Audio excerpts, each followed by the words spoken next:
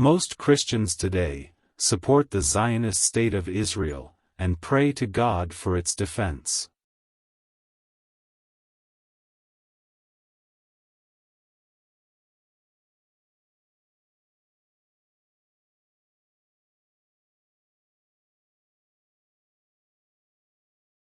Historically, however, many rabbis have strongly opposed Zionism and the State of Israel on biblical grounds.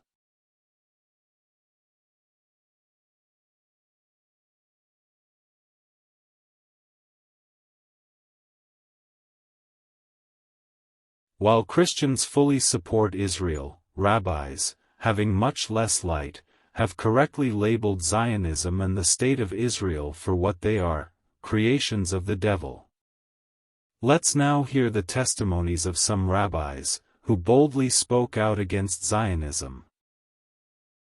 The greatest rabbis should gather immediately and excommunicate the Zionists. The greatest rabbis of the generation, who possess divine inspiration, have said that Zionism is a sin and an utter mistake. The evil group, the conspiracy of the wicked, known as the Zionists, deny the coming of the Messiah. He said before his passing that the reason of the rabbis who went over to Satan's side, the Zionists, was the reason why he was leaving the world, for this upset him to his very core. Woe to us, for our holy Torah is in unimaginable decline, especially now that the hated movement, called Zionism, has spread, to our sorrow. Jerusalem greeted Herzl, the founder of Zionism, appropriately, and, excommunicated, and ostracized, he was compelled to sit alone during his entire stay in Jerusalem. People have not hearkened to the voice of the rabbis, who warned not to succumb to Satan's counsel, Zionism. Be careful not to get caught in this net of Zionism, which is hidden to entrap the true faith we have received from Sinai. Do not go on their way, keep your feet away from their path, for those who join them descend to the depths of hell. Satan is constantly changing his disguise and sending his agents to entrap the Jewish masses in his net. The names of these agents change every few generations. Today, they are called Zionists.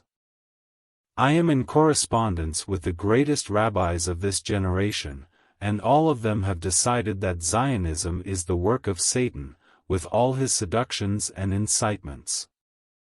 Zionists, there's nothing to talk about.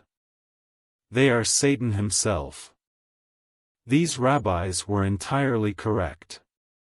Israel could not have been gained by military and political forces, as we've seen exercised by the Zionists.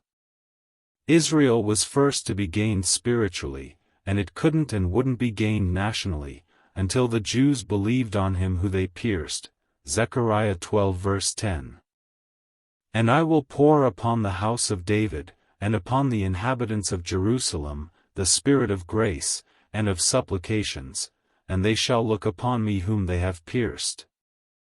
And they shall mourn for him, as one mourneth for his only son, and shall be in bitterness for him, as one that is in bitterness for his firstborn. Zechariah 12 verse 10. National Israel doesn't exist, and can't exist, until the Jewish remnant believes in their Messiah, Jesus Christ. Once the Jewish remnant believes in Jesus Christ, he will regather their nation. Since God's word, in Zechariah 13 verse 8, states that 2/3 of the Zionist Jews in the state of Israel will be killed, it's too bad these Jews didn't listen to these rabbis. Unfortunately, today, these anti-Zionist Torah rabbis have been largely replaced by pro-Zionist Talmudic rabbis. Unlike Benjamin Netanyahu, who has referred to Christian Zionists as scum.